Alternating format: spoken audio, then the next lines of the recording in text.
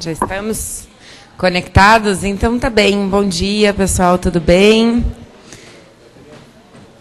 Então tá jóia. Hoje nós temos uma empreitada aí. Tudo bem, querido? A gente tem prevista para a data de hoje, né, uma revisão da matéria da disciplina Direito das Coisas, Teoria e Prática. Matéria essa que, pelo que o Vinícius me comentou, não tem um material de apoio no polígrafo de vocês, né? Mas eu, na verdade, pessoal, tomei a liberdade de selecionar alguns pontos importantes da matéria de Direito das Coisas, até porque a gente tem uma aula só, né? No que diz respeito a proteção possessória, né? Classificação da posse, proteção possessória, as ações possessórias, reintegração de posse, manutenção de posse, interdito proibitório. Inclusive, a gente pode até fazer um checklist de uma ação possessória, para a gente ver, né, quais são os requisitos que devem se fazer presentes numa inicial, tanto de reintegração, manutenção ou interdito proibitório.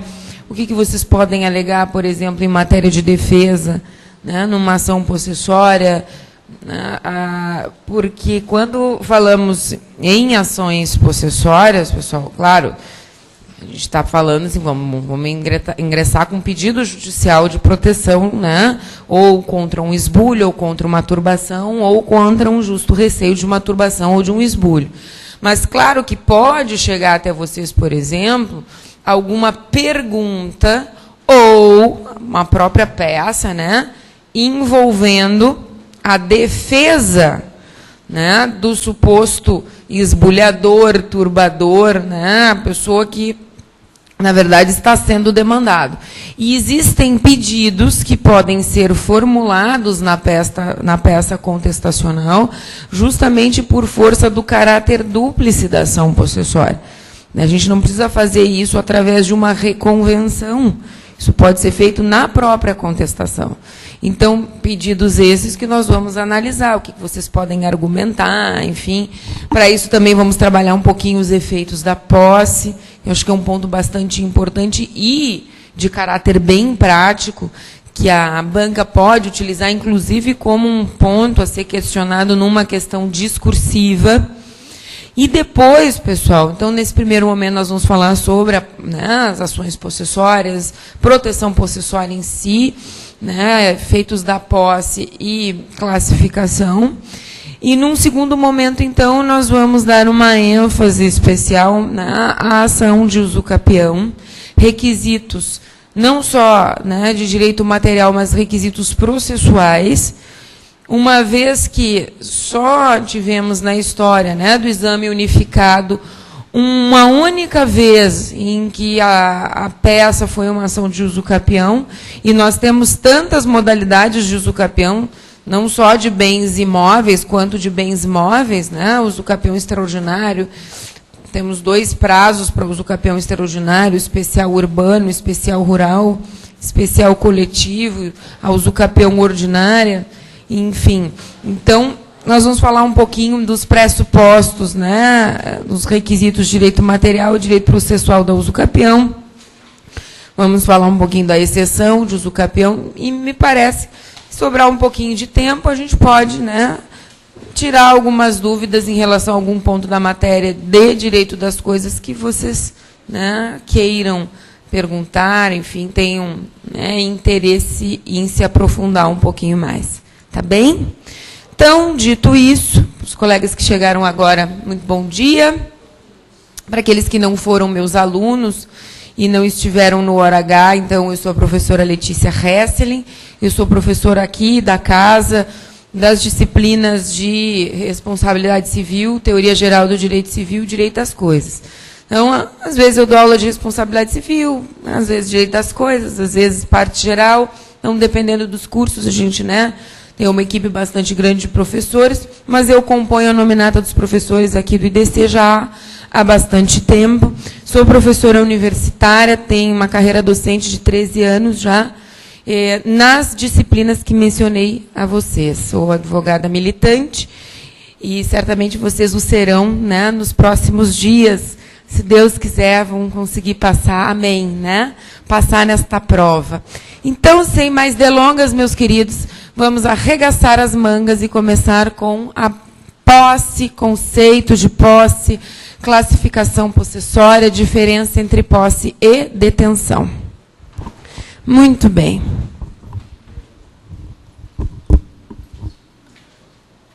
Então, pessoal, com relação ao Instituto da Posse, então nós temos o conceito de posse previsto no artigo 1196 do Código Civil.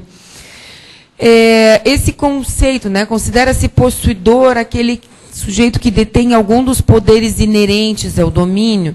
Essa ideia, né, do conceito de posse tem origem lá na teoria objetiva de Ehring, que tratava o possuidor não só sob a ótica do sujeito que detinha o contato físico com a coisa.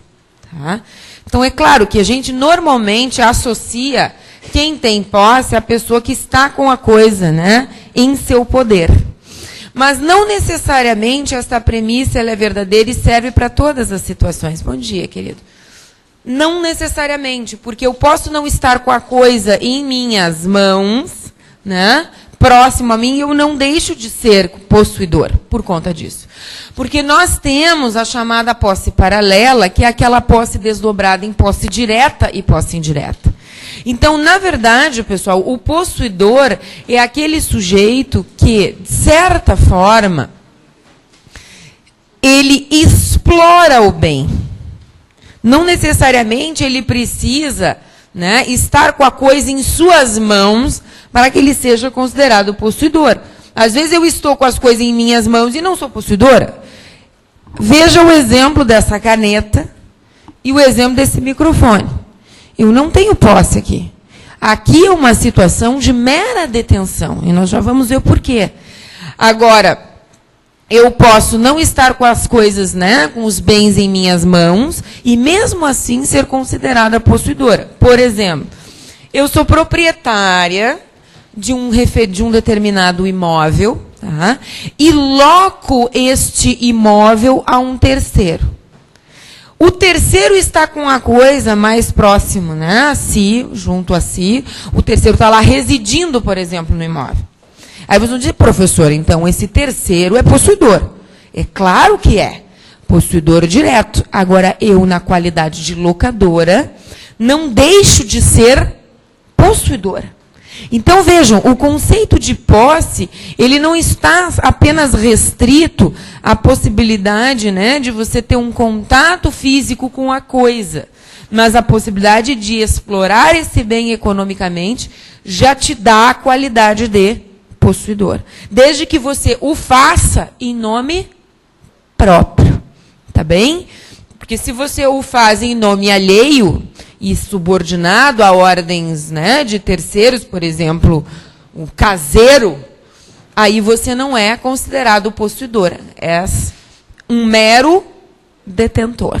Tá? Então, essa premissa é bem importante em relação ao conceito de posse. Então, vejamos. O artigo 1196 do Código Civil nos traz o conceito de possuidor, e o artigo 1198, o de detentor. Vejam, quem é o detentor, pessoal? É o caseiro, por exemplo. Bom dia. É o caseiro, por exemplo. Ou seja, é aquela pessoa que exerce posse em nome alheio e fica subordinado às ordens dessa pessoa. Ou seja, o caseiro, pessoal, o que ele faz? Ele faz tudo aquilo que o proprietário, né, indica para ele fazer. Ó, você tem que cuidar, você tem, né, ó, você tem que regar as plantas, você tem que cortar a grama, você tem que cuidar a cerca, você tem que, né, dar comida aos animais, mas sempre numa perspectiva de que esse caseiro o faz em nome de outra pessoa. Tá? Isso é importante, pessoal, porque quando formos tratar dos efeitos da posse, esses efeitos não se aplicam ao mero detentor. O detentor não tem proteção possessória em relação, né, à posse, salvo se houver uma situação de desforço imediato ou legítima defesa da posse, em que esse detentor teria legitimidade para, digamos assim, impulsionar essa proteção jurídica. Claro, em nome do legítimo possuidor. Tá? Então, o mero detentor não tem as mesmas prerrogativas que o possuidor. Certa vez, eu costumo dar sempre esse exemplo,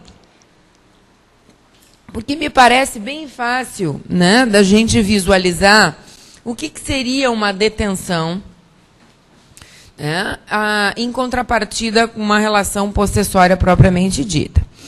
Certa vez, pessoal, se eu não me engano, foi um exame de ordem, não foi exame unificado, foi ainda na época da CESP, para vocês verem quanto tempo faz isso. E uma questão, uma prova, que tratava dos efeitos da posse, né? E a banca queria, na verdade, que o candidato falasse a respeito, né, dos frutos e que o possuidor de boa-fé teria direito aos frutos enquanto a boa-fé durasse. Tá? Então, era mais ou menos assim, fulano de tal tinha uma cachorrinha, né? Vou botar aqui o nome da cachorrinha Lila. E aí a cachorrinha Lila, então, ficou na casa do vizinho a pedido, né? Então, o dono da cachorrinha fez o pedido para o vizinho, olha, eu vou viajar, você pode ficar aqui cuidando da minha cachorrinha. E entregou a ele a ração, né? Os medicamentos, eventualmente, a carninha, papapá, e aí o vizinho, feliz e contente, ficou cuidando da Lila. Tá? Ocorre que o vizinho tinha um cachorro, né, que se apaixonou pela Lila, que por acaso entrou no período fértil.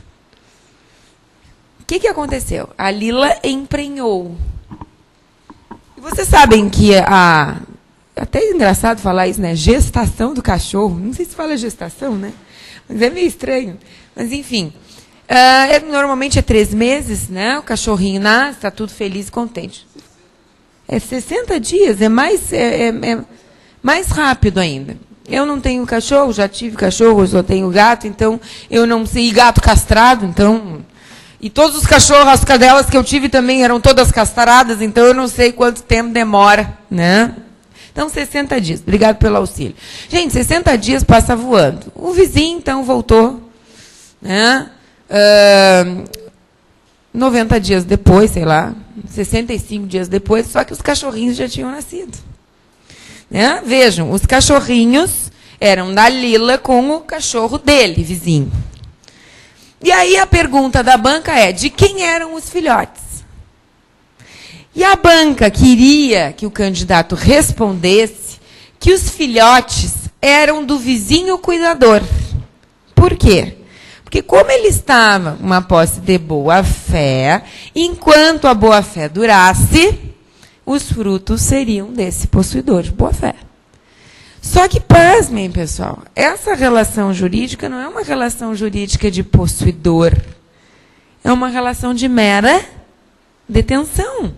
O vizinho cuidador não era possuidor da Lila, era um mero detentor. E claro que esse raciocínio veio a calhar, porque a grande maioria dos candidatos marcaram que os cachorrinhos eram do dono da Lila. E, de fato, eram. Só que, pelo espelho de correção, a resposta que a banca queria é que os cachorrinhos eram do vizinho. Moral da história, pessoal, recorremos, né, preparamos o recurso, auxiliamos os alunos, e essa questão foi anulada. Porque, obviamente, não é uma relação jurídica de posse. É uma relação jurídica de mera detenção. Por isso, pessoal, fiquem espertos em relação a isso. Porque pode vir uma questão discursiva em relação, né, a uma situação parecida, e vocês terão que argumentar. Conforme artigo 1198 do Código Civil, essa situação não se enquadra como uma situação de posse, e sim de uma mera detenção. O detentor não tem os mesmos direitos, né, que o possuidor, salvo a possibilidade do detentor, né, agir com a autotutela, ou seja, ou legítima defesa ou desforço imediato, nos termos do artigo 1210, parágrafo 1º do Código Civil. Certo? Então, assim, é importante a gente fazer essa distinção antes de mais nada. Ficou alguma dúvida, pessoal, de quem é o detentor e quem é o possuidor?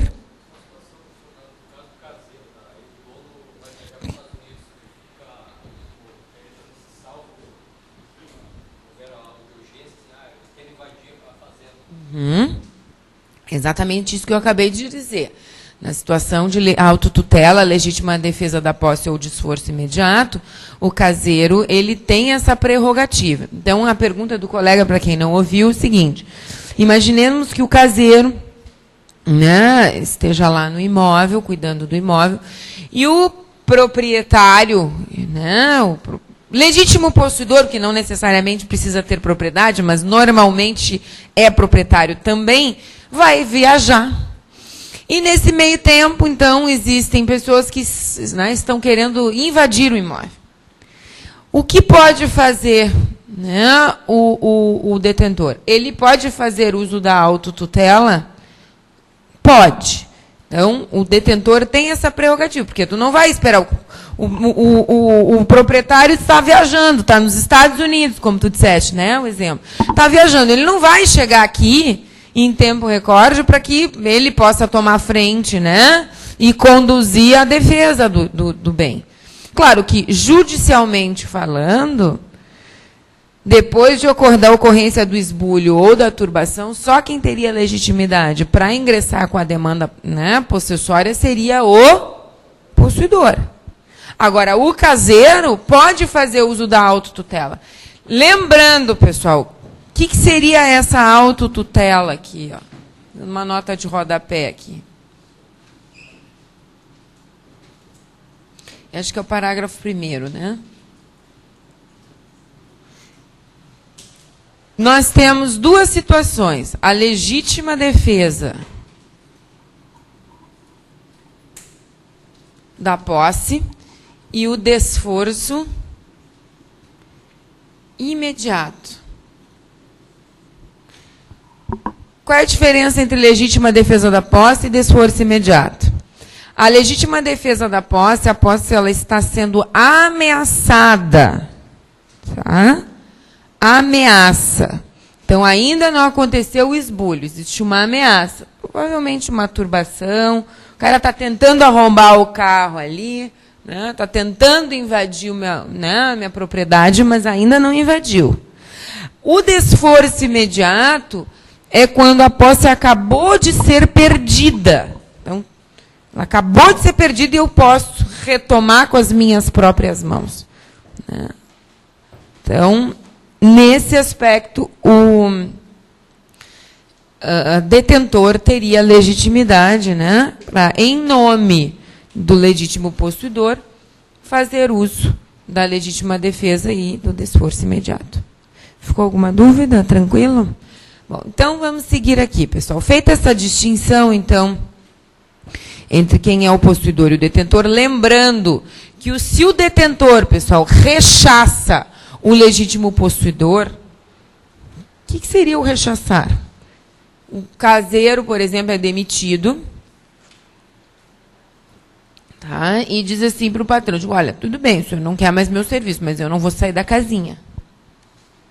Pode acontecer isso, não pode? E aí? Ele continua sendo detentor? Não. Ele passa a ser possuidor.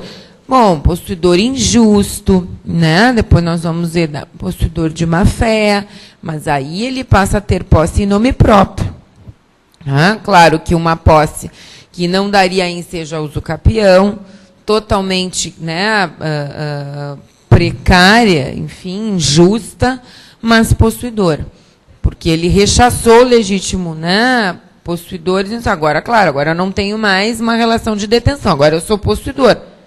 Do tipo injusto, mas eu sou. Tá? Então, é importante a gente fazer essa distinção. Poderia se entrar com uma reintegração de posse? Deveria, né? Tá? Aí sim, se poderia, né, usar. Bom, a diferença entre o proprietário e o possuidor. Então, primeiro vamos fazer a seguinte observação. Tá?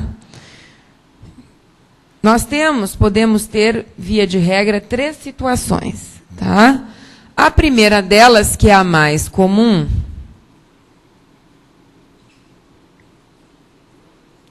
é que o sujeito que reúne, né, a titularidade do bem também exerce posse. Então, assim, vou dar o exemplo. Eu sou proprietária do meu apartamento, ele está no meu nome registrado. Está lá, Letícia Hessling, proprietária. E, além de eu ser proprietária, eu exerço posse sobre esse apartamento. Eu exerço residência lá, com ânimo definitivo, eu tenho posse, eu cuido dele, eu resido, inclusive. Então, na maioria das situações, nós reunimos, né, as 2 prerrogativas ao mesmo tempo. Somos proprietários. O que é o proprietário? Quem tem o título, tá? Propriedade, o registro. E a posse é aquele estado de fato em que a pessoa, né, extrai frutos desse bem, utiliza-o economicamente, enfim.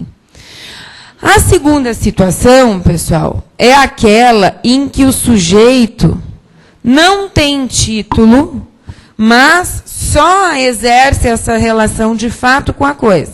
Então, por exemplo, uma pessoa que, desculpem a expressão, mas é a que me vem à cabeça agora, invadiu um terreno. E lá construiu, acho tão feio invadir, né? Assim, ocupou. Tá? Uma coisa mais chique, né? Se apossou. Mas imaginem aquela situação assim, o seguinte, o sujeito ele não tem propriedade, ele não tem lá o cartório, né, não tem a transferência da titularidade para o seu nome, mas ele tem só uma relação de fato com a coisa que, inclusive, dependendo dos requisitos preenchidos e do tempo de posse, ele pode, inclusive, se tornar vir a ser proprietário pelo Instituto da Usucapião, pela inércia do proprietário registral. Então, vejam, tem uma situação só de posse. E a terceira situação, pessoal, é o sujeito que não tem posse, mas que é titular. Que é o caso, por exemplo, do proprietário que abandonou o bem. Inclusive, tem outro lá residindo no imóvel, mas é um terreno, né, baldio, o proprietário nunca teve nenhum tipo de cuidado, nunca cortou uma grama, não cercou o terreno está lá. Ganhou de herança, tocou-lhe a ele na partilha dos bens, um terreno em São Cepé. O cara mora em Porto Alegre, eu digo, e aí, esses dias, até uma aluna chegou e disse, professor, minha mãe ganhou um terreno lá, não sei aonde. Eu digo, vai lá olhar. Vocês nunca exerceram posse, daqui a pouco tem gente residindo lá no imóvel. Tá, mas dá para tirar? Eu digo, olha, dá, né? Tem que ver se tem eles, daqui a pouco, se ele já tem o tempo para usucapir, tu só vai perder o teu tempo e o teu dinheiro. Né? Então, nós temos essas 3 situações. Então, quando eu falo aqui, pessoal, em posse, não necessariamente nós temos uma pessoa que tem propriedade. Tá? Embora o artigo 1196 do Código Civil faz presumir, tá, a propriedade para aquele que detém a posse. Considera-se possuidor aquele que detém algum dos poderes, né, ou todos os poderes inerentes ao domínio. Mas não necessariamente eu sou proprietário se eu tenho a posse. Ficou claro isso? Mas a simulação que o cara invadiu o terreno, certo? Uhum. A ação seria a reintegração de posse? Se eu tenho posse anterior e alguém invadiu o meu terreno, a ação seria a reintegração de posse. Nós já vamos falar agora sobre as ações possessórias e fazer a distinção, inclusive identificar quando é que seria uma reivindicatória de propriedade, uma imissão na posse, diferentemente de uma reintegração de posse, um interdito proibitório e uma manutenção. Nós vamos fazer essas distinções agora em seguida. Bom, Então, feita essa introdução, pessoal, vamos classificar a posse segundo, né, os principais critérios aqui que têm importância e relevância, né, até mesmo na hora de se fazer algum pedido, numa ação possessória, né, até entre aspas, né, na própria contestação. O que a gente tem aqui que distinguir? Bom, com relação à classificação, nós temos ali a posse de boa e a posse de má-fé.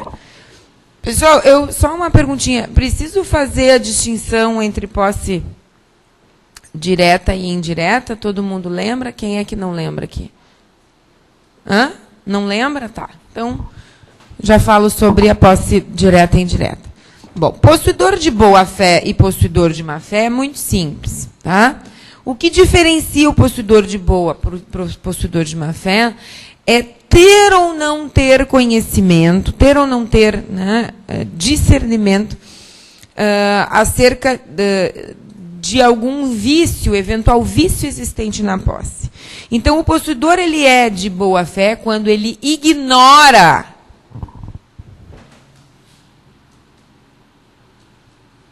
eventual vício existente na posse. Então, ele é de boa-fé. Se tem vício, ele não sabe. Desconhece, por exemplo, que a origem do bem se deu através de um ato, né, da aquisição do bem se deu através de um ato de violência. Se aconteceu isso, ele não sabe. Está de boa-fé. Agora, o cara que está de má-fé, ele não ignora o eventual vício existente na posse, ele sabe do vício e continua exercendo posse sobre o bem. É importante a gente saber quando a posse é de boa ou de má-fé? Sim, porque para os efeitos da posse, isso vai gerar, né, digamos assim, consequências diferentes. Se o cara estava de boa, se o cara estava de má-fé, faz diferença? Faz. Por isso que a banca tentou, né, não se deu conta, obviamente, tentou criar uma situação lá do cuidador da cachorrinha Lila para parecer que ele estava de boa-fé, o vizinho. Na verdade, ele até estava, mas ele não era possuidor, né? Boa-fé ele até tinha, afinal de contas, o vizinho disse, eu te entrego a minha cachorrinha para tu cuidares. Mas este ato, né, não é uma situação que se caracterizaria como posse. Se houvesse um contrato de empréstimo, é engraçado, né? Você pegar emprestado uma cachorrinha. Mas se fosse um contrato de empréstimo, seria, sim, uma relação possessória. Porque daí o locatário, o comodatário, né, porque é um contrato de empréstimo, o comodatário seria possuidor direto. Mas, enfim, não era. Né, era simplesmente, cuida para mim, uma relação de mera detenção. Depois, pessoal, nós temos a chamada posse justa, e já vou falar sobre a posse direta e indireta, tá? Nós temos posse justa e posse injusta. Isso tem importância prática, porque o possuidor injusto não tem, né, posse para uso capir. Tá? O possuidor justo é o não violento, não clandestino e o não precário. Já o possuidor injusto é o clandestino ou violento ou o precário. Vejam, o que seria essa posse clandestina? A posse clandestina, pessoal, é aquela posse feita às socapas, às escondidas, né? Onde o legítimo possuidor tenta ocultar, o possuidor, né? Ele tenta ocultar a sua posse do legítimo possuidor. Então, é aquele sujeito que, na calada da noite, ele vai lá e muda a cerca de lugar. A posse dele é uma posse clandestina. Ele, na verdade, está surrupiando, né, um pedacinho do terreno do vizinho. A posse dele é clandestina. Tá? Agora, o que seria uma posse violenta? A violência, pessoal, vocês sabem até quando vocês estudaram lá o crime de roubo, que a violência não necessariamente ela precisa ter, né, gerar danos físicos à vítima. O simples fato, né, do sujeito te ameaçar já caracterizaria a violência, não é verdade? Isso para posse violenta também se aplica. Então, assim, ó, vamos pegar o invasor, tá? O cara que está invadindo pretensamente o meu imóvel. Ele ou já invadiu. Quando eu chego lá no imóvel, eu digo, escuta, tia, o imóvel aqui é meu. Saí da praia, né?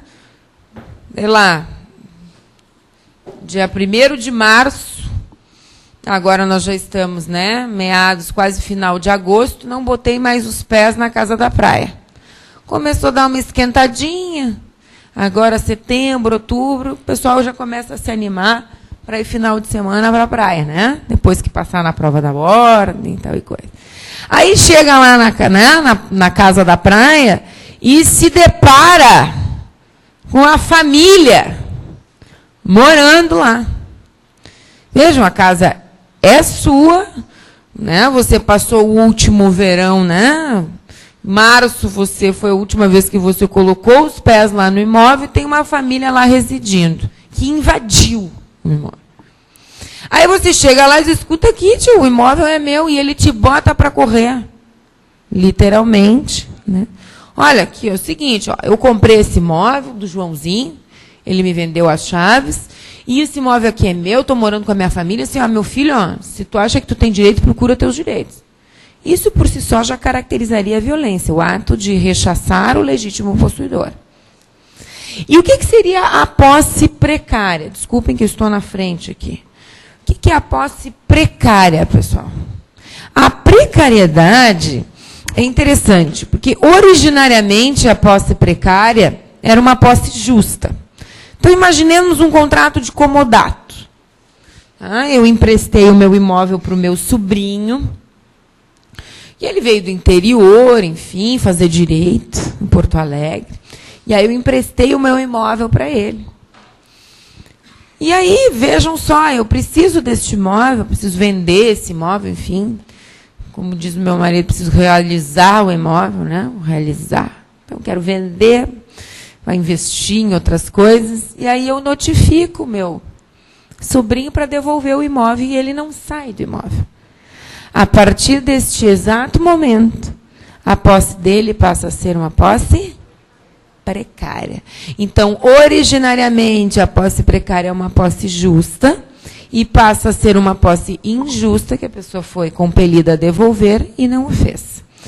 Lembrando, pessoal, só isso aqui é um macete, tá? Uma dica, um truque. Para vocês fazerem a associação, né, do que seria violência, clandestinidade e precariedade, eu sugiro, primeiro, na clandestinidade, vocês associarem ao furto. Na violência, vocês associam ao roubo. E, na precariedade, na apropriação indébita. Oi? Violência, então, assim, clandestinidade e furto. Imaginemos que você não sabe, a pessoa né, leva o bem que te pertence e vocês muitas vezes nem se dão conta. Tenta ocultar do legítimo possuidor o exercício da posse. Posse clandestina. Violência. Associem com o roubo. Eu já fui vítima de roubo. O cara chegou do meu lado com uma arma na mão, ele só mostrou a arma e disse assim, sai do carro. Eu digo, belezinha, dá para levar a bolsa? Ele, não. Então tá. Hã? Beleza também. Tamo junto. E aí eu fiquei com óculos de sol, assim, o óculos também fica. Ah, tá bom. Não tem problema. Pior é o seguinte, né? Assim, dá para ficar com o celular, ele vai dizer assim, não, o celular também não. Ah, Deus o livre, celular. Acho que assim, eu entrego o caso, assim, quer que eu passe lá no banco, tire um dinheirinho? Mas o celular não, né? O celular fica pensando, os meus contatos, as minhas fotos, né? Começa a dar um pico-pico. A gente praticamente, né, é uma extensão da nossa mão hoje em dia, né? O celular, a gente já fica, eu já ficaria nervosa. Bueno. Então, associem com né, o roubo, no caso da posse violenta. E a posse precária, pessoal, associem com a apropriação indébita. Tinha que devolver e não devolvi. Tá? Então, isso é um truquezinho que a gente usa. Claro, pessoal, que eu também me refiro à posse violenta, clandestina e precária em relação a bens imóveis. Mas é só um truque aí para a gente fazer essa distinção. Tá bem? Bom, vamos à posse nova e posse velha e depois a posse direta e indireta, tá? Bom, posse nova e posse velha tem efeitos práticos, né, para a obtenção da antecipação de tutela nas ações de reintegração e manutenção de posse.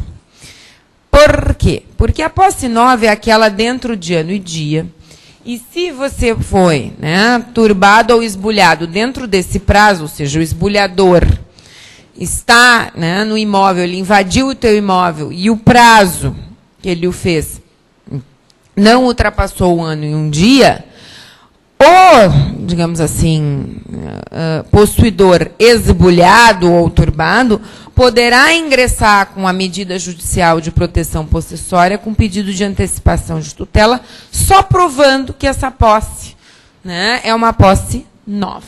Muito simples. Então, assim, ó, faz 6 meses. Vejam, ó, o exemplo que eu dei para vocês da Casa da Praia. Saímos de lá em março.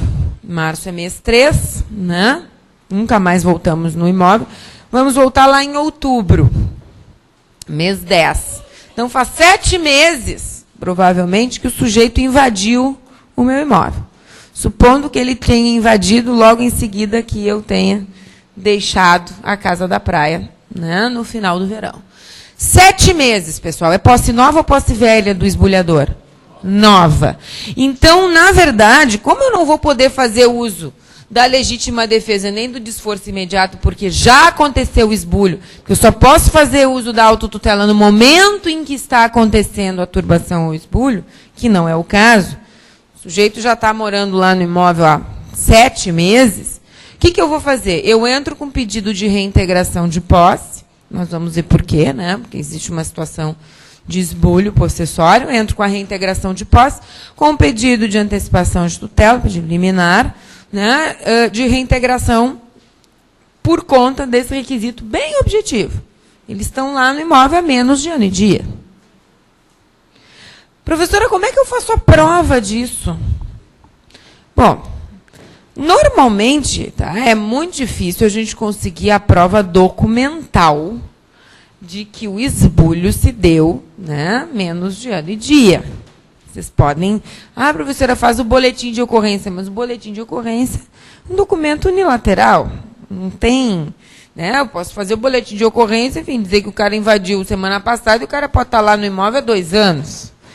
Então, assim, normalmente, a prova dessa posse nova, ela pode ser obtida através de testemunhas, exatamente. Só que se eu vou conseguir... Né, se eu quero conseguir uma liminar, enfim, como é que eu faço, pessoal? Se é só com testemunha. Até o juiz marcar a primeira audiência, já se passou 2 anos. Estou exagerando um pouquinho. Mas, assim, bem-vindo ao mundo dos advogados. Não é assim, do dia para a noite, o juiz vai abrir uma brechinha ali na pauta dele, né? E aí, assim, semana que vem vai ter audiência. Gente... Na verdade, pessoal, claro que a audiência de instrução, ela serviria para fazer a prova, né, da posse anterior, enfim, dos requisitos. Mas, quando existe a necessidade de fazer uma prova, né, testemunhal para obtenção da antecipação de tutela, a gente pede na inicial que seja marcada uma audiência de justificação prévia. E aí o juiz, então, nessa audiência de justificação prévia, ele vai ouvir as testemunhas que vão demonstrar que essa posse é nova, né? Que o ato de turbação, nesse caso, estamos dando o exemplo do esbulho, né? Que o ato do esbulho se deu dentro de ano e dia, que os caras estão lá no imóvel, né, há 7 meses, dentro do nosso exemplo. Aí o juiz ouve as testemunhas, defere a liminar e o processo segue. o sujeito vai ser compelido a deixar o bem e a ação, provavelmente, a grande maioria delas, acaba se confirmando, né? A sentença acaba confirmando a decisão, né, proferida em sede de antecipação de tutela. Tá, pessoal? Então, assim, posse nova e posse velha tem mais esse efeito. A posse velha, mais de ano e dia, então eu não teria condições de conseguir obter, né, uma antecipação de tutela, salvo se eu provar os requisitos do artigo 273 do CPC. Mas aí eu teria que provar a verossimilhança das alegações, enfim, aqueles requisitos que vocês já, né, estudaram ali. Mas aí, enquanto requisito objetivo de posse nova, é mais fácil a gente conseguir, né, eliminar. Dúvidas? O artigo CPC, artigo 900 eu acho que é o 20. Deixa eu pegar aqui o CPC, aqui. É o artigo 926. Não.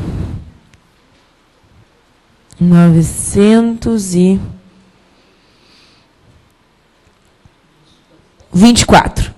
Regem o procedimento de manutenção e reintegração de posse as normas da seção seguinte, quando intentado dentro de ano e dia da turbação do esbulho, passado esse prazo será ordinário, não perdendo, contudo, caráter possessório. 924. Tá? Muito bem. Agora vamos lá. Com relação à questão da posse direta e indireta, elas, na verdade, fazem parte de uma classificação que nós chamamos de posse paralela. A posse paralela, ela é desdobrada, então, em posse direta e posse indireta. Quem é o possuidor direto? Via de regra, não é o proprietário. Via de regra, é o locatário, o comodatário, o usufrutuário, ou seja, aquele que está mais próximo ao bem, mas não é o proprietário, o possuidor direto. Cuidado, pessoal, não confundam posse direta com posse exclusiva. Então, por exemplo, eu, Letícia, ocupei um determinado imóvel. Tá? Eu sozinha. Ou eu, Letícia, comprei um determinado imóvel e passei lá a residir sozinha. Eu sou possuidora exclusiva. Agora, se eu loco este imóvel para um terceiro, essa minha posse se desdobra, eu serei aqui o possuidor indireto e eu entrego o bem ao possuidor direto por um determinado lapso de tempo, o locatário. Então, aqui, ó, o indireto quem é? Normalmente, via de regra, é o proprietário. Tá? Via de regra, é o proprietário. Lembrando que, obviamente, eu não preciso ser proprietário para ser possuidor. Tá? Claro, num caso de um usufruto, só posso conceder um usufruto se eu também for proprietário. Mas aqui, então, o possuidor indireto, via de regra, é o proprietário, mas ele é quem? O locador, o comodante, tá? O no proprietário, no caso, né, de usufruto. Aí, nesse caso, ele obviamente terá que ter, né, o direito real pleno, terá que ter a propriedade. E o possuidor indireto, ele só existe porque existe um direto, que tem a relação jurídica com ele. Quem é, via de regra? O locatário. Aqui, ó.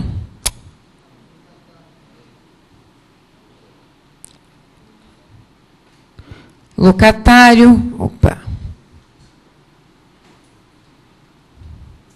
Comodatário. Usufrutuário. Tá? Usufrutuário.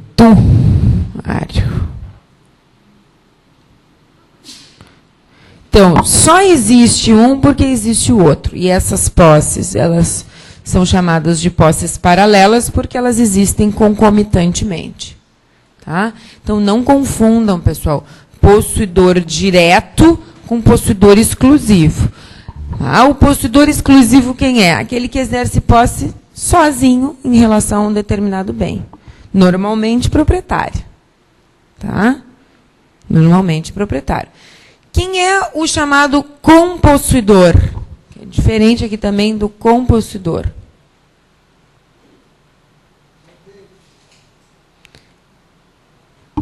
Quem é que exerce com posse, pessoal? É aquele que exerce posse sobre a mesma coisa, com o mesmo, né, com outra pessoa, com as mesmas características, na mesma intensidade. Então, por exemplo, meu esposo e meu filho exercem com posse comigo em relação ao meu imóvel, ao meu apartamento, nosso apartamento. Então, antes, na verdade, o que acontecia? Antes eu era possuidora exclusiva, porque lá residia sozinha, e depois passamos a residir, né, eu, meu esposo, e depois meu filho, né, que tem 1 ano e 3 meses. E aí, então, todos agora somos compossuidores em relação ao mesmo bem. Exercemos posse com a mesma intensidade, as mesmas características, enfim. Não necessariamente somos todos proprietários, porque, em princípio, né, dependendo do regime de bens, não se transfere, né, a propriedade. Se formos casados em comunhão parcial de bens, aquilo que se adquiriu antes da constância da união é só daquele cônjuge. Claro que a ideia é vender, como diz assim, realizar e comprar outro, mas por enquanto existe com posse, mas um proprietário. Eu. Quem manda em casa sou eu. Poder de barganha aqui muito grande. Escuta aqui, ó. Aqui quem manda sou eu. Normalmente quem manda é a mulher, né, pessoal? Mas aí eu dou uma forçadinha, e ele fica furioso. Ai, não vejo a hora da gente mudar desse apartamento. Vamos comprar logo. Eu digo, não, calma. Calma. Vamos esperar mais um pouquinho. Vamos esperar mais um pouquinho. Enquanto isso, né? Certo, pessoal? Brincadeiras à parte, entenderam? A diferença entre com posse, posse paralela, desdobrada aqui em posse direta e indireta. Uma pergunta de prova. Tcharam. O possuidor direto pode usucapir? O direto. O direto, não o exclusivo. Sim, não e por quê? Oh, gostei, vai gabaritar a prova. O possuidor direto, exatamente, ele não pode, em princípio, usucapir, porque ele não tem o animus domini, ou seja, o ânimo de dono. Ele é quem? O locatário, o usufrutuário, o comandatário, ele sabe que a coisa não é dele, e que aquela posse dele ali é temporária. Agora, claro, poderia excepcionalmente usucapir se houvesse a caracterização do abandono por parte do legítimo proprietário. Mas aí, pessoal, uma situação muito excepcional. Por exemplo, eu era locatária. Por que era, professora? Não, porque faz 15 anos que o locador morreu, nunca mais ninguém me cobrou nenhum tipo de aluguel. E eu continuei pagando os impostos, tratando a coisa como se minha fosse. Eu já preenchi os requisitos para usucapir. Mas, antigamente, eu era locatária. Mas, a partir do momento que o locador não mais me cobrou aluguel e eu também não paguei, e também passei a cuidar da coisa como se minha fosse, a partir desse momento começa-se uma nova contagem para fins de usucapião. Mas isso é uma situação que tem que estar muito bem comprovada, porque, em princípio, né, poderíamos trabalhar até com uma situação de posse precária, né, porque existe um contrato de locação. Hã?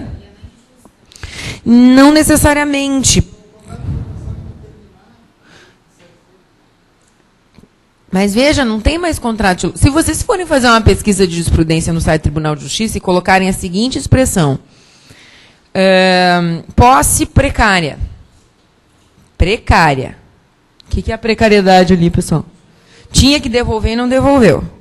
E uso capião, vocês vão ver que as ações são todas improcedentes, por óbvio. Porque ele sabe que não é dele. Agora, tem situações pontuais em que, dependendo da prova que você faz, né, tu pode caracterizar o abandono. Veja bem, se caracterizar o abandono por parte do legítimo possuidor, aquele sujeito poderia usucapir, desde que você, obviamente, comece a contar o prazo para usucapir, não desde o início. Não desde o início, mas a partir do abandono para frente. Porque daí, o tipo de posse, né, a relação jurídica com a coisa mudou. Isso ficou claro para todo mundo? Agora a pergunta inversa.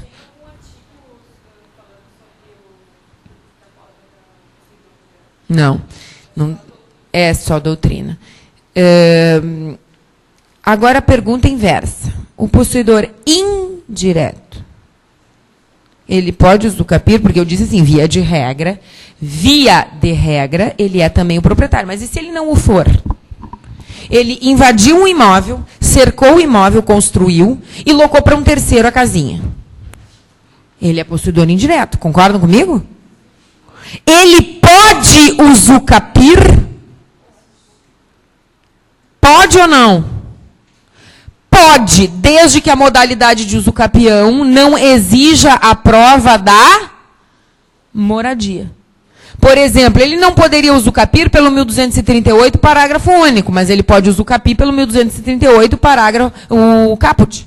Por quê? Ele locou o imóvel, há 15 anos esse imóvel está locado. Mas o caput do 1238 não exige que ele prove a moradia no bem? Então, poder, ele pode. Porque, né? Poder ele pode, desde que a exigência, né? Por exemplo, ele não pode usucapir pela modalidade do 1240. Porque lá o 1240 exige lá moradia, imóvel de até 250 metros quadrados, único bem, etc. Não vai conseguir preencher os requisitos. Porque ele locou para um terceiro. Agora, se ele locou para um terceiro durante 15 anos, ele vai provar a posse dele, indireta, mas tem posse. A do usucapione, em posse mansa, pacífica, ininterrupta, com ânimo de dono, sem oposição, beleza, vai usucapir, não tem problema nenhum. Mas aí tem que fazer outro tipo de prova, né? Para provar a posse dele, indireta, mas posse. Ficou claro isso, pessoal? É pela modalidade extraordinária do caput do 1238. Muito bem. Até aqui, alguma dúvida? Vamos aos efeitos. Então, classificação possessória seria isso aí, pessoal. Vamos aos efeitos da posse. Começando, eu vou deixar o último efeito da posse, a proteção possessória, porque daí a gente já vai falar sobre a reintegração de posse, manutenção de posse, interdito proibitório. Vamos fazer o checklist das ações possessórias, tá? Nós vamos começar, pessoal, pelos frutos. Que é o exemplo lá da cachorrinha Lila. Eu gostei da cachorrinha Lila, achei ela simpática. O meu apelido. Pessoal, vamos, pessoal. Ânimo. Vocês estão muito apáticos hoje. Vocês estão muito assim, apáticos, muito...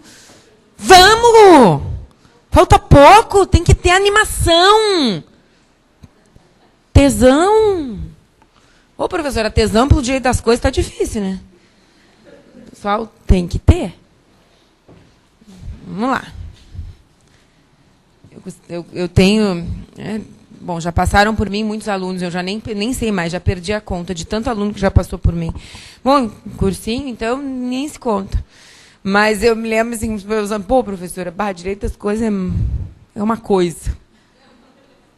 Não é. Eu vou dizer uma coisa. Vou dizer uma coisa sobre o direito das coisas. Curiosamente ou não, quando a gente não domina, a gente costuma dizer que não gosta. Né? Porque, claro, são muitas particularidades, são muitos detalhes. Aí eu dizia assim, eu também dizia assim, eu detesto o direito das coisas. Quando eu comecei a estudar Porque eu assumi, né, algumas ações possessórias, eu comecei a trabalhar com usucapião, né, assumi um núcleo de prática jurídica de regularização fundiária e tal. E aí eu comecei, gente, simplesmente, não é assim, ai, gostar, amar o direito das coisas. Gostaram do amar? E vocês também têm que amar o direito das coisas. O pessoal de casa que está ouvindo lá deve ter pensado assim, a professora é louca. A professora deu um grito tão grande, vão pular da cadeira. Se estavam ouvindo como é que é, no fone de ouvido, Deus o livre, pularam agora. Pessoal, tem que amar, tem que gostar, olha só, coisa mais maravilhosa, falar sobre posse. E chega assim, ó, chega a escorrer assim pela boca, assim, essa saliva, coisa gostosa isso de falar, maravilhoso. Então vamos a falar sobre os frutos. A colega fez uma cara meio contrariada lá. Mais ou menos, né, professora? Menos. Bom, se a gente não gosta, pessoal, do que a gente faz, Deus o livre, né? Aí é muito chato, né? Se eu tivesse aqui assim, falar sobre o direito das coisas, vocês não iam aguentar. Nem ouvir minha voz. Já não estão aguentando muito, imagina. Se eu não tivesse entusiasmo. Bom, pessoal, vamos aos frutos, tá? Com relação aos frutos, a percepção dos frutos, tá? Então, nós estamos num ponto que trata dos efeitos da posse, tá? Então, vamos lá. Com relação aos frutos.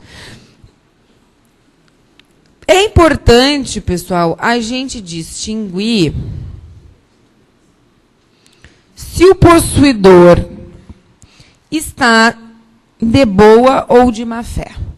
O possuidor de boa fé tem direito aos frutos enquanto a boa fé durar.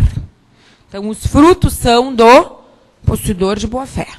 Tá? A tentativa lá da cachorrinha de caracterizar, né? Claro que os cachorrinhos, os filhotinhos, seriam frutos. Então, se vocês associarem dessa forma, frutos poderiam ser frutos naturais, frutos civis, como, por exemplo, aluguéis. Então, se o sujeito está de boa fé, os frutos são dele. Cessou a boa fé, ele só tem direito às despesas de produção e custeio. Tá? Então, o sujeito está de boa fé tem direito aos frutos, enquanto a boa fé durar. Mas quem está de má fé não tem direito aos frutos, só direito às despesas de produção e custeio. Por exemplo, professor, o que poderia cair na prova em relação a isso? Bom, chega alguém lá no teu escritório, com um mandado de citação numa ação de reintegração de posse, e ele foi notificado para desocupar o imóvel, não desocupou, tá? E aí ele chega lá no teu escritório e diz, olha, depois que eu recebi o mandado de citação, eu fiz algumas reformas na casa. Né? Fiz algumas reformas na casa e tal. E, além disso, eu aluguei a casa para terceiros. E estou recebendo um aluguelzinho. Eu não estou mais residindo lá. Aí eu pergunto, pessoal, esses aluguéis são frutos? E aí, vejam, ele alugou a casa depois que foi notificado para desocupar. Ele já estava de má fé? Sim. Ele tem direito a esses aluguéis, sim ou não? Não. Não tem. Quer dizer, ele já tinha sido notificado para desocupar e não desocupou e continuou ainda assim, né, percebendo os frutos. Ele terá que devolver esses frutos ao legítimo possuidor. Exatamente. Agora vamos falar sobre, aqui, ó, as benfeitorias. Lembrando, pessoal, que as benfeitorias estão elencadas no artigo 96 do Código Civil, e lá no 96 nós temos as diferenças entre benfeitorias úteis, necessárias e voluptuárias. O que são benfeitorias úteis? 96.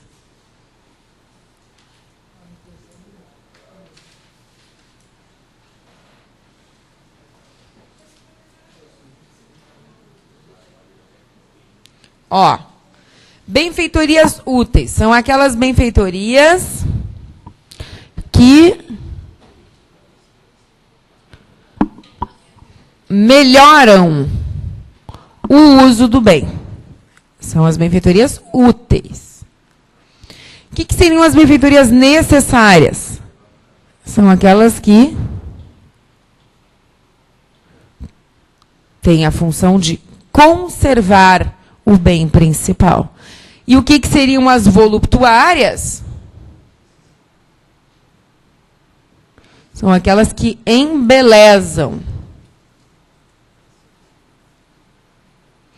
o bem principal.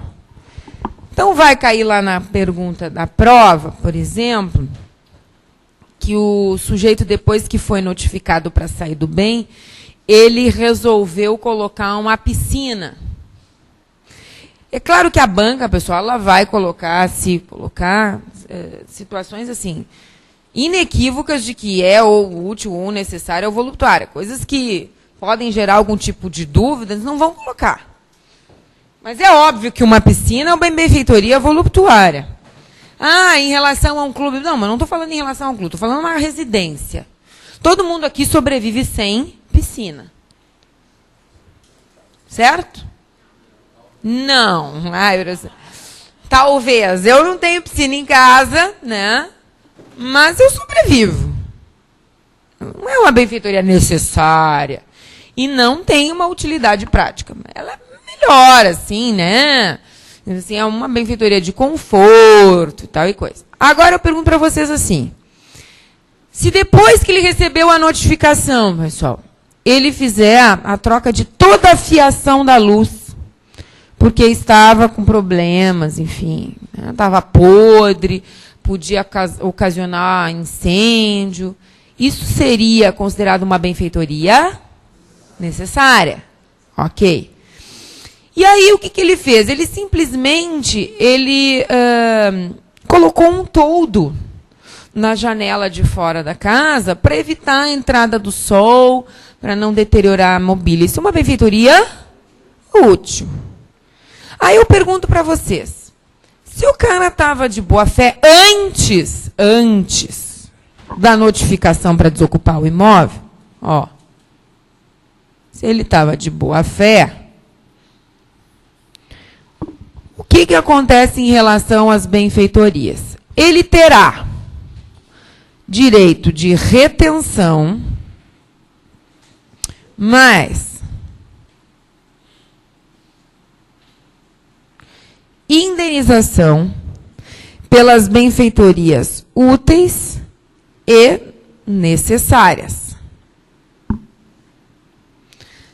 Tá, então ele fica no bem até que a pessoa lhe ressarça das benfeitorias úteis e necessárias que ele fez no bem. E as voluptuárias? Ele pode levantar as voluptuárias caso não lhe sejam pagas. Ou seja, ele leva consigo a piscina se, né, o legítimo possuidor não o quiser ressarcir ou ressarcir. Ficou claro isso? Isso foi o antes, ele fez tudo isso antes de ser notificado para desocupar o imóvel. Então, ele foi fazendo as benfeitorias, ele estava de boa fé, estava tudo lindo, maravilhoso. Foi fazendo, vai ter direito, então, de ficar no imóvel até que lhe seja paga a indenização pelas úteis e necessárias, e ele, caso não receba a indenização pelas voluptuárias, ele leva consigo. Ok? Agora vamos à segunda hipótese. O sujeito, ele foi notificado para desocupar o imóvel, e depois dessa notificação é que ele resolveu fazer todas essas benfeitorias. Dá uma de João sem braço. Digo, vamos tentar ver se a gente força aí para eu ficar no imóvel, ganhar mais um tempinho. Gente, se o cara está de má fé, ele não tem direito de retenção. Ele só terá direito de indenização somente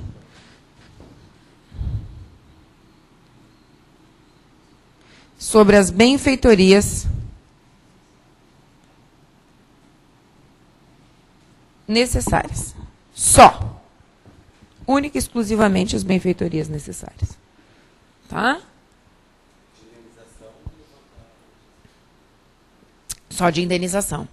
De indenização. Ele terá direito à indenização pelas benfeitorias necessárias. Ponto. Tá? Mas ele sai do imóvel e o cara paga quando puder. É aquela história, né? Tá? Ele não tem direito de ficar no imóvel até que ele seja ressarcido. Diga. Fica. Se não tiver como levantar as voluptuárias, fica. Ele tem que ressarcir, claro. A pergunta do colega para quem não ouviu lá em casa, ó. O sujeito tem como levantar a piscina, tá? Mas ele vai deixar o buraco aberto? Não.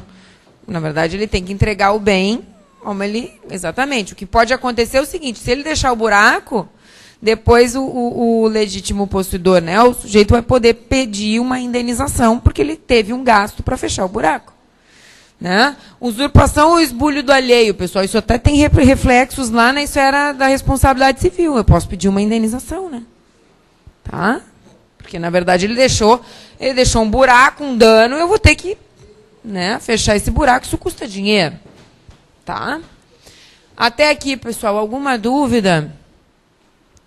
Então, vamos lá. Responsabilidade por perda ou deterioração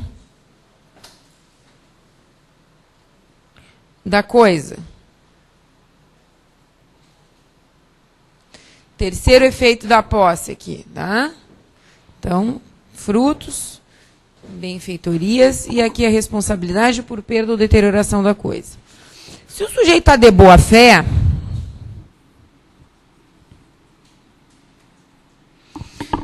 ele só responde pela perda ou deterioração da coisa que ele deu causa.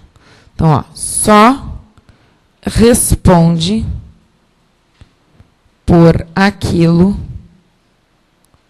que deu causa. Tá? Mais ou menos a regra geral de responsabilidade civil, né? Aquele que por ação ou omissão, negligência, né? Aquele que por ação ou omissão, negligência e imprudência, violou o direito ou causou dano, comete ato ilícito. Aquele que comete ato ilícito tem que reparar o dano. Então, estando eu de boa fé, se eu causei o dano, eu tenho que reparar. Ponto. Faz sentido? É lógico até, né? Eu só terei que ressarcir se eu causei o dano. Agora, vejam. Se eu estou de má fé, eu respondo ainda que acidentais. Ou seja, o possuidor de má fé responde pela perda ou deterioração da coisa, mesmo que ele não tenha dado causa. Como uma forma até de punir, né, o possuidor de má fé, de certa forma. Só que, como toda regra, ela tem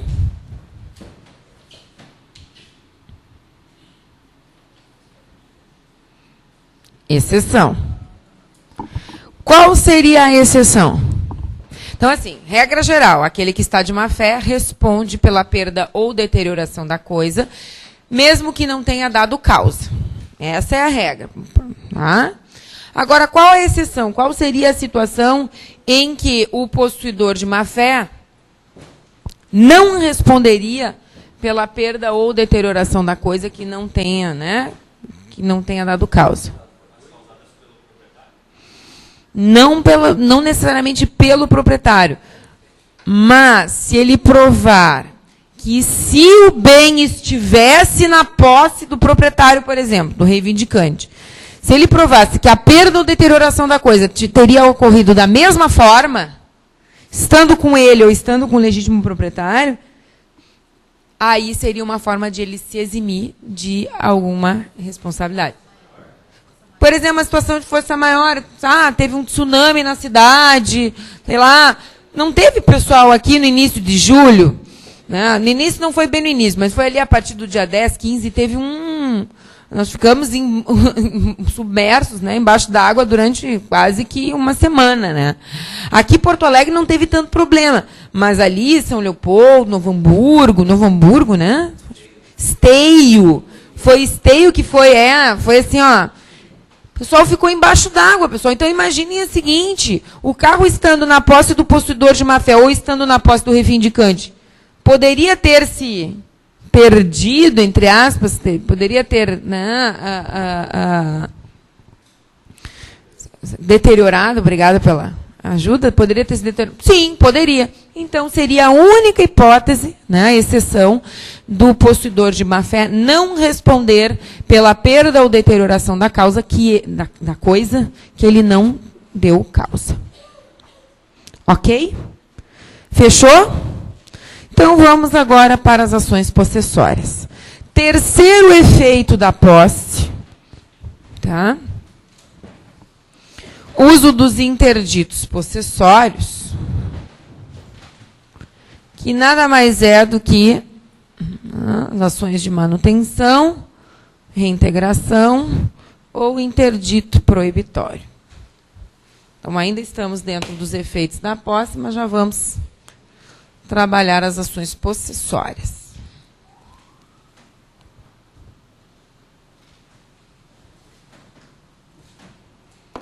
Vamos lá. Pessoal, então, interditos possessórios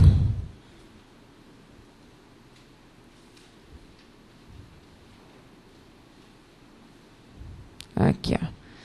O interdito, pessoal, possessório é o gênero do qual nós temos 3 espécies. Tá? Então, o uso dos interditos é um efeito da posse. Nós temos, então,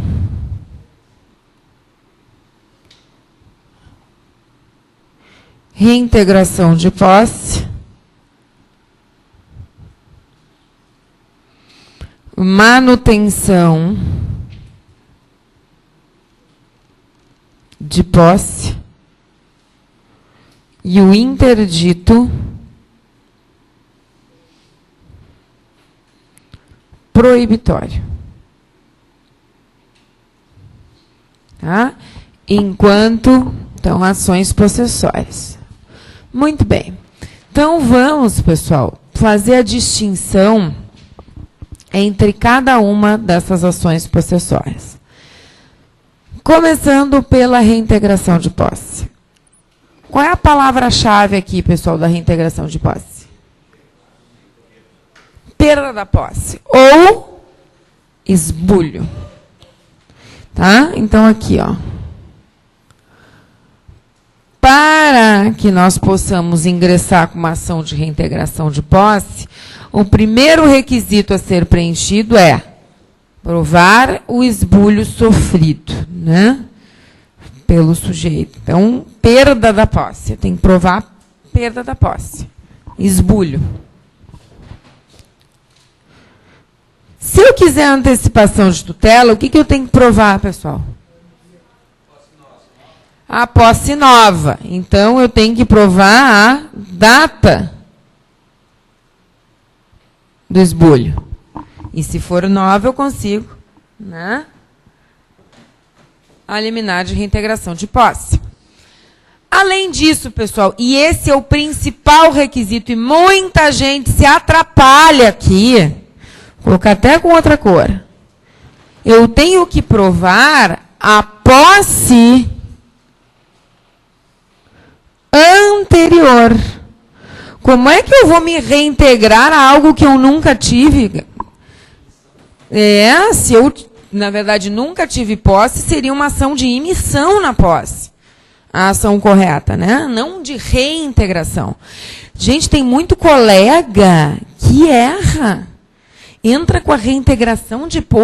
galera. Entra com a reintegração de posse e o cliente dele nunca teve posse anterior. Vou dar um exemplo da última que eu contestei. O meu cliente... já tinha, inclusive, prazo para usucapi, a gente alegou em matéria de defesa a exceção de usucapião e depois entramos com a ação de usucapião. Já tinha mais de 20 anos de posse. O herdeiro do imóvel nunca tinha colocado os pés lá. Ele herdou, enfim, teve lá ação de inventário, coube a ele aquele, né, aquele terreno, enfim. E aí ele contratou um profissional, né, e o profissional ingressou com uma ação de reintegração de posse. Olha, pessoal, eu não sou mãe de Ná nem nada. Não posso garantir vitória para o meu cliente. A gente sabe que a gente não pode garantir, né, sucesso. No... Agora, ali era certo que a ação seria de improcedência. Certo.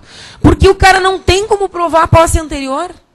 Ele poderia entrar, ou talvez entrar com uma reivindicatória de propriedade. Bom, vamos discutir. Eu sou proprietário, eu tenho direito aí pedir a emissão na posse. Agora, entrar com uma reintegração?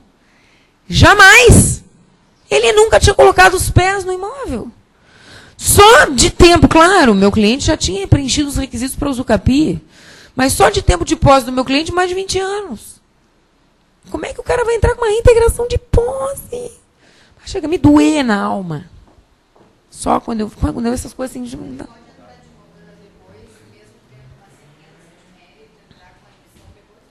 Pode, porque a causa de pedir é outra, né? Tu não pode entrar com ação com o mesmo pedido. Mesmo a causa de pedir. Agora, se for outra causa de pedir, pode entrar, inclusive, com uma reivindicatória de propriedade, acumulado com pedido de emissão.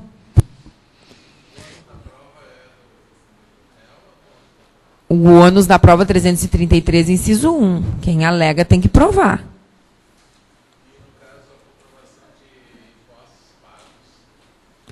Ah, pois é. Isso aí é meio complicado, né? Há controvérsias, depende. Simples fato de eu pagar o imposto não significa dizer que outra pessoa vai ter, né, o seu direito afastado. Então, assim, é claro que é uma prova bem importante, poxa, o sujeito pagava os impostos e tal. Agora, isso por si só não afasta o direito da outra parte. Né? Porque daqui a pouco o cara só pagava o imposto. Bom, mas nunca... Pior é quando o sujeito chega assim. Teve um caso de um aluno meu que veio conversar comigo recentemente. Eles fizeram o seguinte: coube a eles um terreno também, a título de herança. É muito comum, né? Herança, ganhou o terreno e aí estava com os impostos atrasados. Eles foram lá e pagaram todos os impostos. E aí foram lá, dar uma olhadinha. Depois de pagar o imóvel, os impostos do imóvel, ter lá, né, um formal de partilha, bonitinho, fazer a transferência da titularidade. Eles foram, claro, bem ingênuos, né? Aí eles foram dar uma olhadinha no imóvel, porque eles queriam vender, realizar o terreno, botar um dinheiro no bolso. Qual a surpresa? Tinha gente residindo no imóvel. E eles dizem, professora, mas eu paguei os impostos. Sim, tia, mas tu pagou os impostos, eles já tinham implementado o prazo para o usucapi. Tu fez uma doação para eles, agora, né?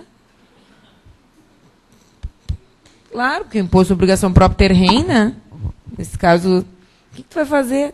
Não podia ter pago. Não. Não podia. Que abdicasse do imóvel, que deixasse, por exemplo, a prefeitura entrar com a execução fiscal, que fosse. Mas pagou o imposto, tia. Agora não tem o que fazer, né? Porque os caras já tinham implementado o prazo para usucapi antes do pagamento do imposto. Então, às vezes, o pagamento do imposto ele pode atrapalhar, até pode. Mas não é, digamos assim. Não, porque não tem posse anterior. O simples fato de pagar o imposto não significa dizer que o sujeito tem a prova da posse anterior. Eu posso pagar o imposto e nunca ter colocado os pés no terreno.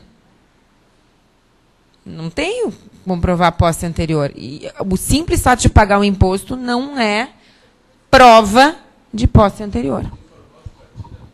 Também não. Não. Porque, na verdade, muitas vezes desses imóveis estão abandonados, né? Especulação imobiliária, enfim, nunca ninguém fez nada com o imóvel. Tem que provar a efetiva posse. Seja ela alocando para alguém, emprestando ou usando para si próprio, mas tem que provar. Com testemunha, com documento. Agora, o simples fato de pagar imposto não comprova a posse anterior. Já digo para vocês de antemão.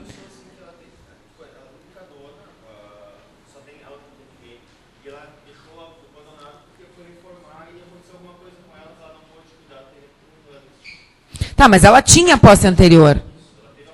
Vamos dizer assim, ela alugava a casa. Ela alugava a posse, tinha posse anterior. Então, perfeito. Tem como reintegração. Pedir a reintegração. A questão toda, pessoal, é provar a posse anterior. Ah, mas ele tinha o terreno, era dele. Sim, mas aí a questão não é posse, é propriedade. Agora, se ele locava, se ele emprestava, se de vez em quando ele ia lá e botava uma barraca e ficava com a família no verão, isso é posse. Tá? Então, de alguma forma ou de outra, tem que provar essa posse anterior, senão a sentença está fadada à improcedência do pedido.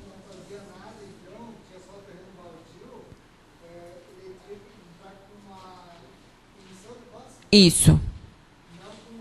Não com reintegração de posse. Se ele nunca teve posse anterior, a ação seria uma ação de emissão, ou dependendo da situação, se tu quer discutir e provar que tu és proprietário, tu entra com uma reivindicatória de propriedade, acumulada com pedido de emissão. Ah, bom, mas se ele vai e limpa o terreno, olha só. Olha o detalhe, se ele vai, se ele limpa o terreno, se tem uma cerquinha, se ele cuida, ele tem posse? Hã?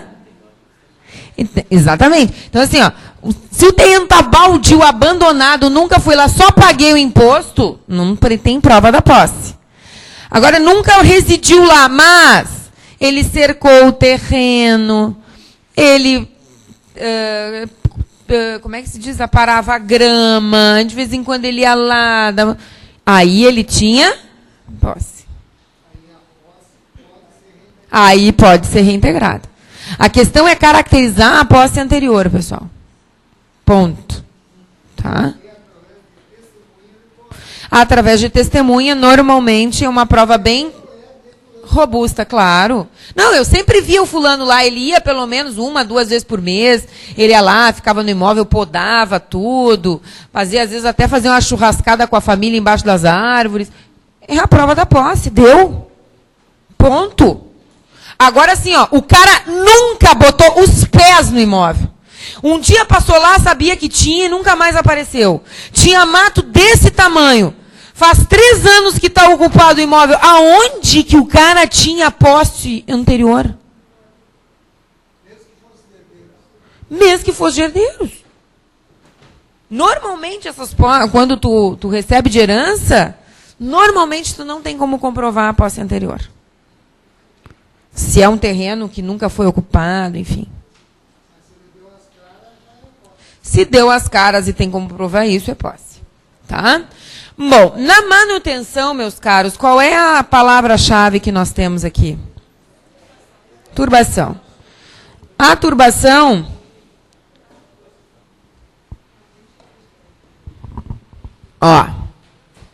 significa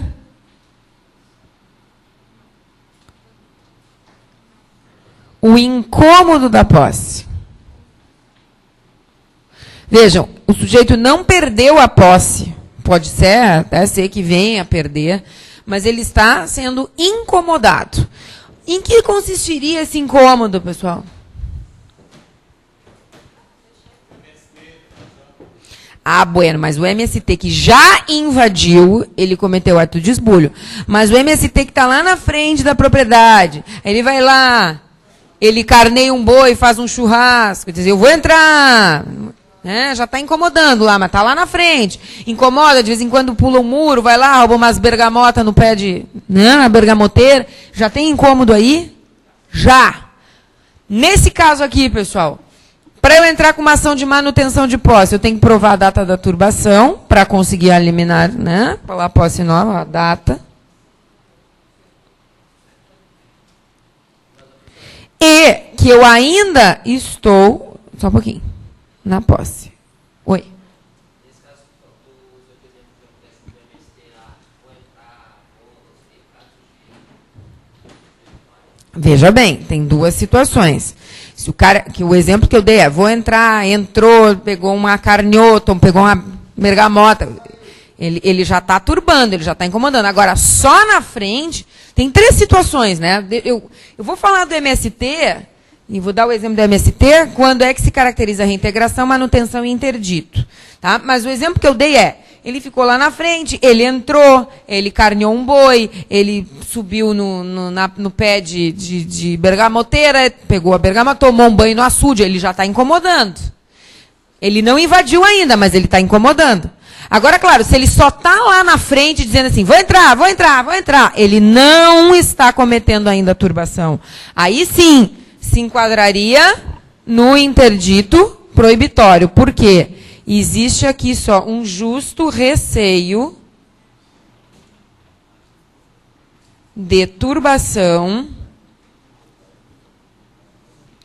ou esbulho. Tá? Então, vamos pegar o exemplo do MST. O MST está indo, né, fazendo a marcha, dizendo, olha, nós vamos invadir a fazenda X. Mas ainda não invadiram. Tá? Chegaram lá na frente e só estão com as bandeirinhas, com a foice. Né? Estão com...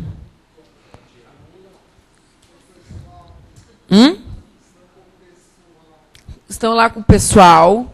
Lá na frente, né, de campana para... Daqui a pouco fazer a invasão. Enquanto isso, pessoal, que não houve nenhum tipo de incômodo, mas existe um justo receio de que haja esse incômodo ou que haja o esbulho, eu tenho que entrar com uma ação de interdito proibitório. É que assim, às vezes, pessoal, um simples ato transforma um interdito proibitório numa manutenção e numa manutenção, numa reintegração de posse, tanto que a gente tem expressamente previsto no CPC a fungibilidade das ações possessórias. Mas eu vou tentar explicar para vocês de forma, talvez, mais fácil, né?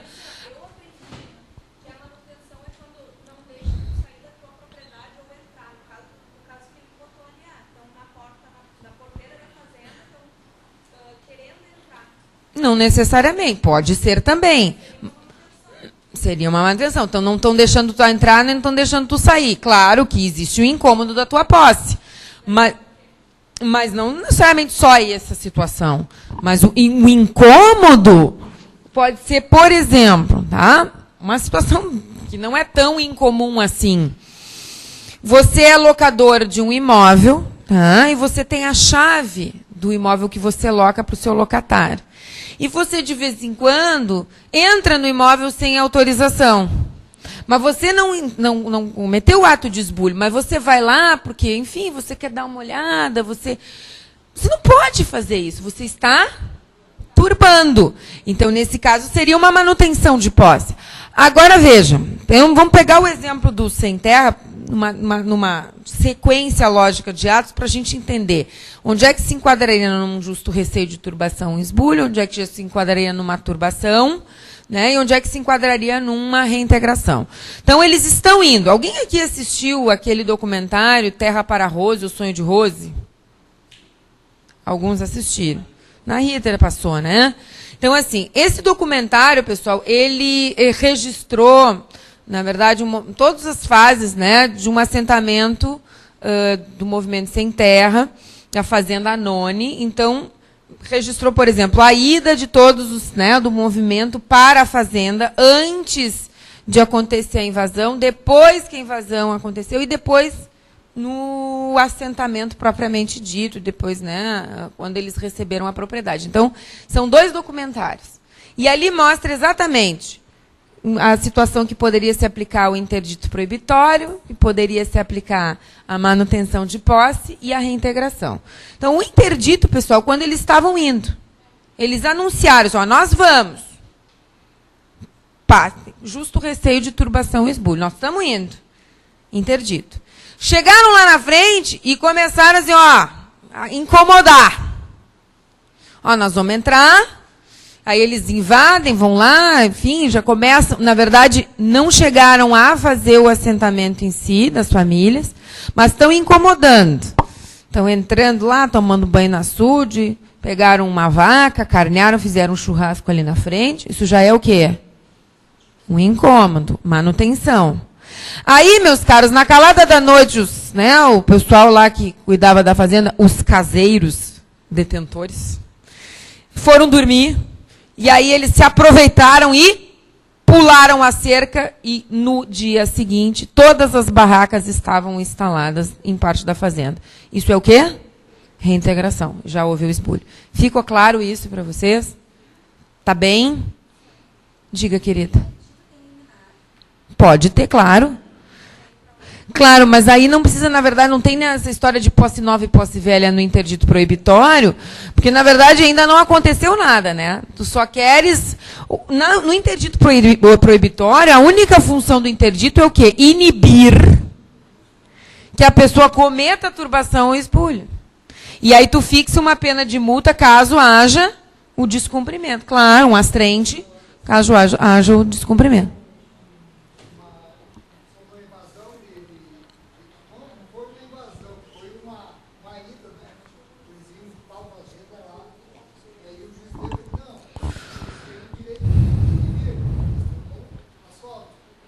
Sim. Não invadiram, eles têm o direito de impedir, né?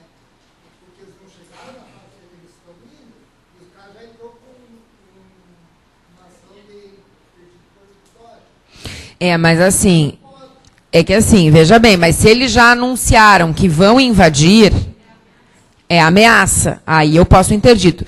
Antes de dar a palavra para vocês aqui, só para fazer um gancho.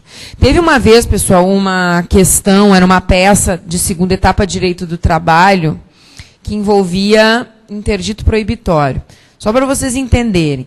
Uma determinada categoria resolve fazer uma greve. Tá? Resolve fazer uma greve. Os bancários, por exemplo. Assim, amanhã nós vamos lá para frente... Da agência, do Banco do Brasil, ninguém entra, ninguém sai, papapá, mas eles têm que anunciar que eles vão fazer a greve, não tem? A coisa não pode ser assim, às escondidas. Eu sei que tem uma regra em relação a isso, né? E aí, vejam, a pergunta que deu ensejo à peça era justamente qual a medida judicial, né, que o sindicato patronal, enfim, poderia manejar para se precaver e se proteger daquela conduta, né? Que ainda não tinha acontecido a greve ia ser no outro dia. E era uma ação de interdito proibitório. Claro que a questão do direito de ir e vir, mas assim, se existe uma prova contumaz, eles, nesse caso desse documentário em si, eles tinham dito, nós vamos invadir a fazenda, inclusive eles deram, a fazenda Anone, e tanto que foi feito os dois documentários em relação a todo, né, esse trajeto, enfim. Antes de liberar vocês, tem dois colegas que querem fazer a pergunta? Faz depois? Na verdade, não necessariamente. Ela já é ela por si só ela já satisfaz. Não é uma preparatória. Não é. É uma ação judicial, inclusive o rito ordinário, ação de interdito proibitório, e ela satisfaz nela mesma. Não é. Porque, na verdade, a única coisa que tu vais fixar na sentença de interdito proibitório é uma pena por descumprimento da determinação de se abster de turbar ou esbulhar. Então, assim, é só uma questão de cunho meramente... ela é satisfativa, mas de cunho meramente... Tu vai, na verdade, e tentar inibir que ocorra. Se ocorrer o esbulho ou a turbação, eu já posso, na própria ação judicial, pedir a conversão, a princípio da fungibilidade, nós vamos falar sobre isso depois do intervalo, e aí aquela, né, ação de interdito proibitório pode se transformar numa reintegração de posse. Porque, às vezes, assim, é uma fração de segundo, que é uma turbação, que já vira um esbulho, ou um justo receio de turbação, já virou turbação, e aí, então, eu não preciso desistir da ação e entrar com outra. Tá? Vamos falar... Sim, as três a gente pode aplicar o princípio da fungibilidade. Vamos ao intervalinho e já voltamos, tá, pessoal?